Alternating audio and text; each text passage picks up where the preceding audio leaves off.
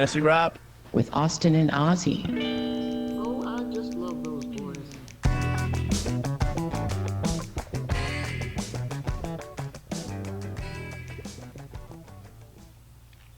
Hey everyone, this is Fantasy Rap, and I'm your host Ozzy. And I'm your co-host Austin. You can find us on fantasyrap.com. That is fantasywrap.com. Hey everybody, welcome to week 5 of the fantasy season, and we've got Jorge with us. No, Sutton. And we're going to start with Peas Picks. Did you watch the game last night? Yeah. Was it a good one? Yeah. Yeah. Who played? You didn't watch the game. You were here. Did you spend time at Grandma and Grandpa's last night? Yeah. So San Francisco played against the Rams. So we've got San Francisco and we've got the Rams. And you can choose who we should talk about. Who do you think? Are you going to choose one? You want us to talk about the Rams? Okay, can you hold it up and show them? And then can you say, see you next week? See you next week. So you saw who Sutton picked for her Peas Picks, and we will talk about the LA Rams. Interesting game. Yeah, very interesting. That first half was all San Fran. Yeah. Second half was, and I didn't watch the whole thing, but it still looked like San Fran was in charge. Yeah. Stafford, the Rams started clicking and they started coming back. I didn't watch most of it because we were busy last night. Yep. But I got to watch the last little bit of the fourth quarter and then the overtime as well. I actually do appreciate that the Rams went for it on the 4th and 1 in overtime because San Fran had kicked the field goal, so the Rams needed to win in order. I obviously needed to score the touchdown, and it was like 4th and 1 from the. I don't remember. They were in the red zone. Oh, so they could have kicked a field goal. Yeah, they were well within field goal range, so they could have kicked it, but then you get another tie. Maybe. But from that range, you would hope it would end in a tie. No. What I'm saying was there no time left? Oh, because you would have continued. There's maybe a minute left, so potential tie. So I think that's what McVay and the coaching staff were thinking was maybe there's enough time because Mac Jones was. I don't know what it is with these quarterbacks that were left for dead basically that are now playing well. Like Mac Jones is. He's beat up. He got he came in with a calf injury and then he hurt his. Well, I think he hurt his he had a knee arm. brace. Yeah. He had a knee brace on. Yep. He got injured during the game. Yeah. The way he was holding on to the brace, it's almost like the brace was hurting too. Got pushed into a different spot because he was just hanging out. Then they came out and they checked on him and he ran off the field. Yeah. So I don't and they did a tush push and their final possession, the Niners when they kicked the field goal, I can't remember if it was a run or if he got sacked, but came down and as he's limping, kind of walking off the field, he's actively dry heaving. So I don't know if the way he came down or if he was in so much pain. Interesting. Or what. But yeah, they zoomed up on him, Oh, great. afterwards, and it's just him dry heaving on the sideline. He's trying to puke and rally. Yeah, but Mac Jones, for the most part, looked really good. Yeah, he did. They were completely decimated on the offense, but you end up winning that game. It's if Purdy's still not 100%, I know Mac Jones probably won't be either, so they're in kind of an interesting spot for next week. Adrian Gonzalez. Oh. That's their backup. Oh, I have no idea who that is, but So I think he played QB in the Big Ten. Oh. I don't remember where, but I'm almost positive he played. Maybe not. I've seen him play. Do you mean Adrian Martinez? He played for Nebraska. Martinez. Yeah, he played for Maybe Nebraska for what felt like a decade. Yeah, Yeah, he seemed like he was in. He was on the 10-year plan. Yeah, basically. So Matthew Stafford was 30 of 47 for 389 and 3 TDs and 1 rush, no yards. And, of course, that's a small piece of what I got back in that Lamar Jones CMC trade. Oh, yeah, with Stafford. And Lamar is out this week now. So I guess, my 30-some points out of a quarterback is pretty good. Well, yeah, that was in the Dynasty League that I'm in with Nick. I had Malik Neighbors, and obviously lost him for the season, and sitting there going, well, do I chance it and put in Brian Thomas Jr. right now? I was like, no, I'll just go with I have a 3 Rams player stack on that roster. I have Puka, Devontae, and Matt Stafford. And then I totally forgot I played the Niners defense. They got me 7 points because they had the 2 fumble recoveries. Oh, yeah. A couple sacks. But yeah, from all of those, I ended up with like 74 points out of 4. Not bad. Yeah. Next up, we've got Kyron Williams, 14 rushes, 65 yards. Not. It was about 4 a carry. Yeah, that's a little more than 4 a carry. 8 catches on 10 targets for 66 yards and 2 touchdowns. I mean, next week it's gonna suck next week because they're gonna go right back to the Stafford. For whatever reason, Stafford refuses some games to look for the check down. Mm-hmm. You watch the game and it's so frustrating. I mean, obviously, I'm a Kyron manager in both of the Yahoo leagues. So I ended up, with an amazing game, and I was playing Britt this week, who's got CMC, and it looked like he was going to end up with like 50 points because he had 17, and it was barely into the first or the second quarter at that point. So, but.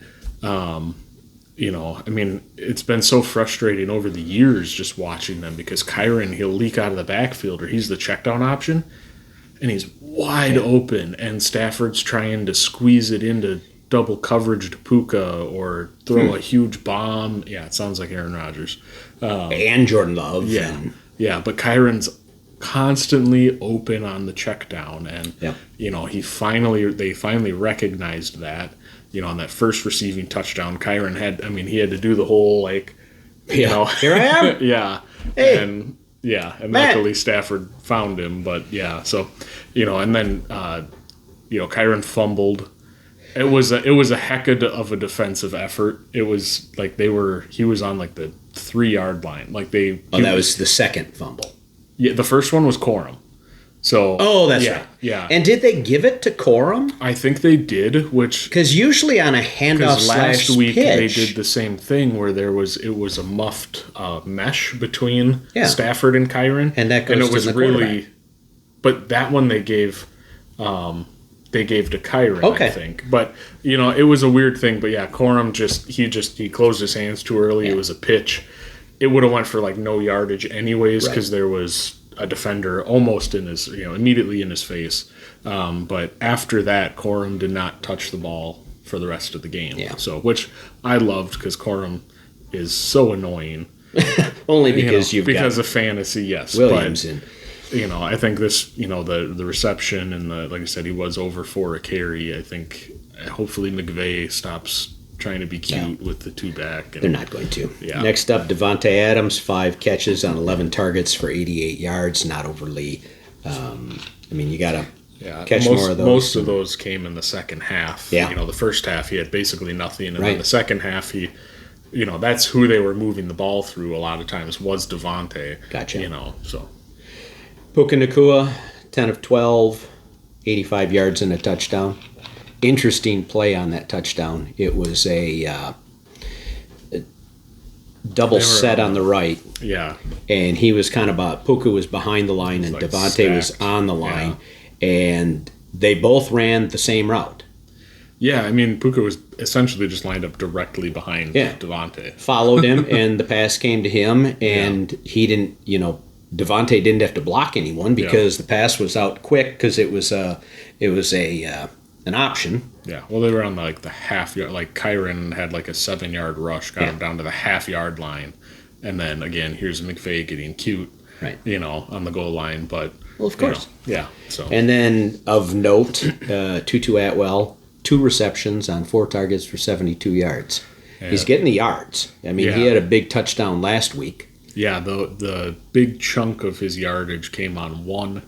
It was a 38 yard yeah. or something like that. Yeah. So, I late mean, in the other one game was still to set him 24. up. Yeah, that was late 34, late in the sorry. game to set him up.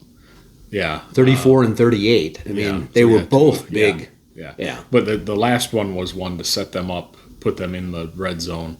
And then the next play was a target to him in the end zone. Ah. But Stafford, I think it was Devontae and Atwell were kind of running near each other, and Stafford put it like directly between them. Oh. So like it hit Atwell, like almost hit him in the foot.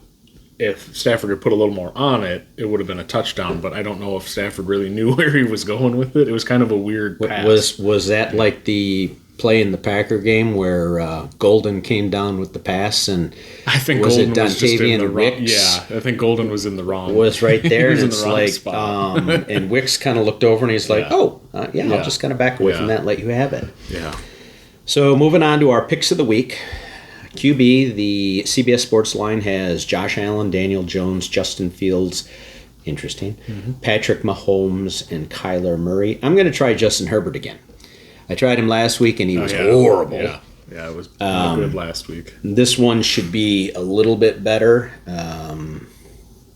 They got into a bad situation, started losing last week, and they couldn't get out of it. So Yeah, they lost Joe Alt in that game. I don't know what his status is for this week. I'm not but, sure. If he's out too, that's going to make it difficult for them. I mean, the Giants' front line defensive front line is very good. Yes, They're very, they are. they've got some studs on there. So, and Herbert was getting pressured very fast. So, Yep. yeah. So, and then I'm going to go Sam Darnold. He's just been solid. I believe they're playing Tampa this week. Tampa's defense is solid, but, they are still beatable. JSN's been, very good, heavily targeted, so he's going to continue to be a favorite. I think Charbonnet is going to be a little more involved this week, and then obviously Kenneth Walker's, he's always one of those guys that can house any play. Yeah, as so long if as he Darnold stays dumps healthy. it off to him and he, rips one, they're right there. You have a good game out of Darnold. So Yep.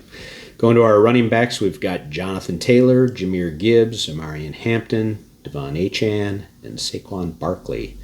And I'm going James Cook. I don't know how he's not in the top. Well, honestly, I mean, in between JT and Gibbs, the way right. he's been playing. I mean, I was surprised when he was available. So I'm sitting there thinking, this is potentially your top running back for the week, depending upon how things go. So, yeah, I mean, they are, they heavy usage. Again, the Bills are one of those teams similar to the Packers that could use a true alpha receiver, to really elevate the offense even higher. But, I mean, and James Cook is, he's been doing everything. Are you telling me Khalil Shakir is not an alpha? Yeah. Okay. So, yeah, I mean, Cook's been just electric this year. Again, I've got him on the Dynasty League that I'm in with Nick. So it's been, having him and Puka. I'm 4-0 in that league, and they're really the reason why. So, So I'm going with David Montgomery. Detroit's going against Cincinnati, and we've seen what Cincinnati. Well, and has they're horrible. Has, I mean, it should get out to a lead, and like you said, I mean, depending upon how Gibbs does, it could be run between the two of them. Yeah, I think Gibbs will break 1 to 2 big runs at least in this game, whether they result in touchdowns. But I think just the second half, really, unless the Lions come out and look absolutely horrible, but they've been looking so good lately. Right. I think Montgomery's going to have a game like he did 2 weeks ago. Right. where it was. I mean, he ripped a huge run. You know, he didn't have that many carries, but he did rip a huge run and had two TDs. Yes, yeah. You know, but the yardage itself was, you know, inflated by a huge touchdown. But you know, so I think Montgomery really in the second half is going to get used so much, you know, just to help salt that game away. So Wide receivers, we've got Amon-Ra St. Brown, George Pickens, Nico Collins, Quentin Johnston, and Jamar Chase. Actually, in my mind, in a non-PPR league, those are some interesting names. I mean, George Pickens had a huge week last week against a supposed good defense. Nico Collins kind of surprises me a little bit. It's Baltimore. I get that, but I mean, they haven't really done much. Houston hasn't. I mean, it took beating a really bad team last week. Well, you get, you know, the explosion of Woody Marks. You know, maybe they're thinking that it carries this week and maybe opens it up more because Marks is a really good receiving back too. So and then the same thing with Quentin Johnston. I mean, and even Jamar Chase, depending upon which Browning we see. So, so I went Jackson Smith and Jigba. I mean, he has been money all year. It's funny because he's starting to realize that he's an alpha. Well, that was, you know, he's still his rookie year, and even was this his third year or fourth year in the league? No, third at best. So his rookie year, I believe it's his third. So his rookie year. How many years have you been in the? I guess it's been 3 now. This is the third. So because I drafted him that year. But yeah. When I went with. I got JSN and you took Stroud right after. Right. So, but I mean, his rookie year, you know, still behind Lockett and DK. Right. You know, so he's a rookie, so probably was okay with just kind of letting those guys do their thing. And then, you know, Lockett's old and now DK's gone. And, you know, I mean, even, you know, last year he really came on, you know, in the second half. So, I mean, he's just Darnold's favorite target. You know, really. I mean, at least he you know, Darnold isn't. I don't want to say he's necessarily a step up, but he's not a step down from Geno. No, I think when they from Geno. Yep, I think when they let Geno go, you know, walk, and then brought in Darnold, you know, to me, I was like, oh, it seems kind of neutral. Yeah, you know, I think Geno can push it down the field a little farther than Darnold can. And, of course, Geno, when he's playing well, is, you know, like he was, that was 2 years ago, and was it 2 years ago he was the most accurate quarterback in the league for the season? You know, when he's actually playing well. I think he was last year, too. He's very high. So, you know, his accuracy is good with, you know, Geno, but, you know, Darnold's still, to me, it was a pretty neutral move. Right. I think they were just like, all right, Geno's been here for a while, let's just try something new. You know, let's get somebody new in here, see what happens. So, so then my start of the week is Garrett Wilson. Late touchdown. I mean, really good catch for that touchdown late in that game to, you know, put him, you know, back up there. He's only had one bad week, and that was the week that obviously Justin Fields was concussed. It was week 2. So, down week that week. You know, I mean, him and Fields were teammates at Ohio State, so there's that connection. And Fields is ranked number 3 this week by CBS. You get the big rushing upside with him. Well, you know, and it's not a difficult matchup by any means. No. So it just depends on what Fields does show up. You know, if you get the bad Fields that week, you know, that means it's bad for everybody else. Strawberry Fields forever. Yeah, forever. You know, Braylon Allen out sounds like for the season potentially. You know, so the knee was bad? Yeah. Okay. Yeah, sounds like some surgery. That's too bad. Yeah. So you get Breece Hall basically alone back there, and, you know, and he's obviously really good out of the backfield receiving as well, which will help open it up. Mason Taylor last week we saw got really involved, so there's some other options that'll hopefully challenge the defense to take some of the attention away from Wilson. Right. Going on to tight end, we've got Tyler Warren, we've got Trey McBride, Darren Waller, who you wanted to take. Yeah. Brock Bowers and Sam Laporta. I'm going to go Hunter Henry. He's been important to that offense the last couple of weeks. Yeah.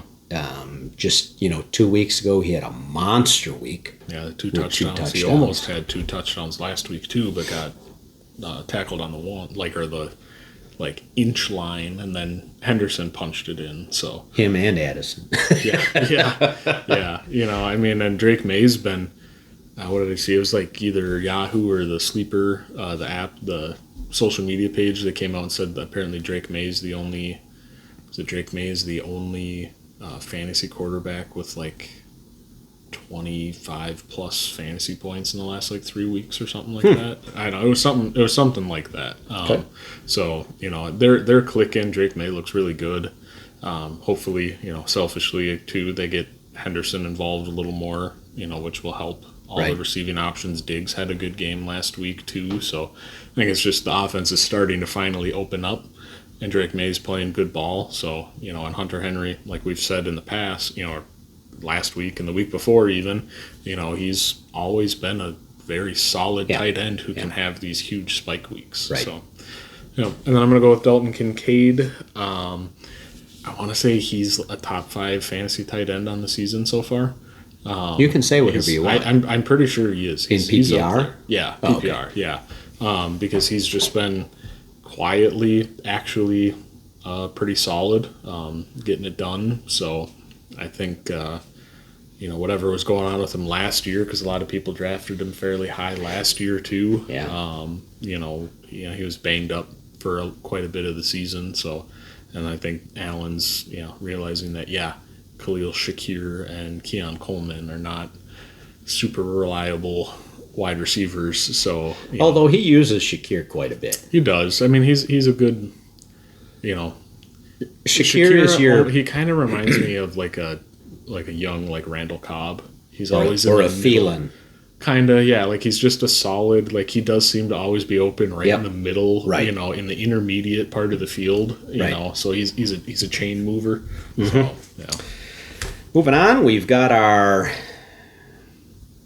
love 'em, flip 'em, leave 'em. Mm-hmm. And we took the 5th through 7th ranked receivers right now, and I don't have them in that order. I just threw them up there. Devontae Adams, Emeka Egbuka, and George Pickens. My love 'em is George Pickens. I mean, CD is out for... initially it was said that type of high ankle sprain could be 4 to 6 weeks. Yeah. If it is 4 to 6... I think that Pickens is going to be... like we said, guy was a stud. Mm-hmm. Yeah, he has some maturity issues, but he was a number 1. Yeah. So for him to come out and be the number 1 there doesn't surprise me. No. So, the good week and CD being out, I would want him.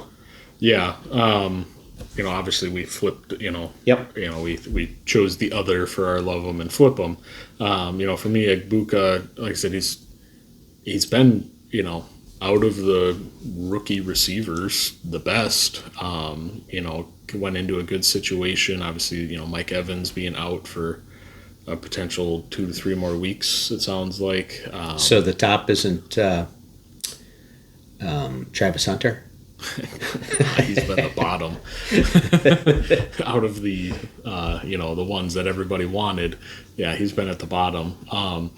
Like I said, he's just a solid receiver. Him and Baker really click. You had Godwin back this last week, and hopefully Godwin can stay healthy this season, which will... Are you worried about Godwin and Evans being back and him trying to find enough balls? I don't think so. I think, with how necessary Ibuka's been and how good he's been, I think he's just going to end up... I think Baker's going to look for him ultimately more than he would, I've got to chuck it 55 yards down the field to Mike Evans because it seems like that's the only route that Mike Evans runs is a go or a fade or, or like a super deep post or something. So, and Godwin is, has always kind of been more of the, like we said, underneath. The underneath, the intermediate stuff. And Ibuka's all over the field, which is nice. Well, yeah, Godwin is willing to give himself up across the middle. Yeah,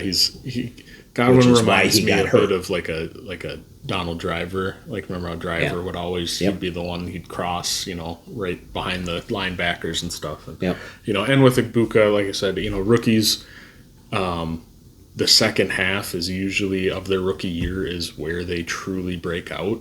That's what it tends to be, especially, if a lot of they times struggle in the first half, they tend to pick it up in the second half. But you have to remember that they're playing 17 games across 18 weeks. They're used to playing, 12 True, games. but you play for Ohio State, you're basically on an NFL roster. So he's not at Akron or something, Right. So I'm flipping Ibuka, and mainly because his stats are great. Yep. My fear is that with Evans coming back quicker, it's going to impact him. It may or may not. And I can see that happening too. It's like I said, Evans has always traditionally, he's been the number one guy, so that could be what happens when he comes back. But he is old and a lot of mileage on that body, so whether he can Careful stay fully who you call healthy. Old. So obviously my flip is Pickens. I wouldn't necessarily flip him this week. It's just because we're talking about it. Right. I would give it another week or two. If you gotta get out a week early, I'm not saying he's gonna be bad when CD comes back. He'll probably still be really solid, but if he puts up another monster week or two, the value that you can get back if you're in a place to trade him. If not, obviously keep him because he still will be solid and he will have big weeks. With CD back, I think those two just complement each other so well. So I don't think George Pickens compliments anybody but himself. Probably not, but their play styles and on the field, not physically. Not I am. Yeah. Okay. So, so I just, like I said, the potential value, of Pickens, if you're in the place or you need to trade him, will continue to rise over the next couple weeks. Right. And our leave him is Devontae. Really, he's at best second fiddle. You're behind Puka. Too many mouths to feed, Kyron, etc. Yeah, they do actually. Again, you look at the Rams and you're like, oh yeah, that guy's on the team. That Jordan Whittington early in that game or like second quarter was targeted quite a few times. Right. Had some plays. Like we talked about earlier, talking about the Rams game, Devontae, all that, his 5 catches. I think he had 4 catches it was like the fourth quarter. Mm-hmm. He had like 1 catch to start. But they were, he was moving the chains. Obviously the 11 targets is nice. You would have liked obviously to seen, maybe a touchdown or just even more yardage. But yeah, it's going to be the same. He's going to be up and down, again, he is getting older, for, a player in the league. So whether he can sustain all season, which really hasn't been a problem for him. No. But then it also comes down to can Stafford maintain through the season? Because there was all the talks, in the preseason that he was missing weeks of practice because of his back. Yeah. So you watched more of the game. Were any of those catches the ones down the sidelines like he always made back shoulder for the Packers? I didn't see too many of his. Okay. Obviously there's only 5 of them, but I think I want to say the ones that I saw were like mostly just middle of the field contest. They were good catches. They were contested. Oh yeah. I'm not saying anything. Yeah. My thought is that to really utilize him the proper way is to put him on the outside and drop it in the basket because, as we've said before, he is one of the premier receivers at not tipping his hand until the ball is literally past the defender. Yep. So that's just why I was asking. Well, that's all we've got for this week. We had mentioned the 4 buys. Yep. We had mentioned that there's an early game Sunday morning. Yep. And so make sure you... Is that the Vikings-Browns game, I believe? Yeah. It's interesting that one of the 2 teams that goes over plays plays stays. a double header in a sense. You'd almost rather do that instead of just go out there for a week and then come back and just make a nice long trip out of it. Right. But if you have any questions, you can shoot us an email. Some of you can shoot us a text. Yeah. Otherwise, that's all we've got for this week. I'm Ozzy. And I'm Austin. Have a great week. See ya.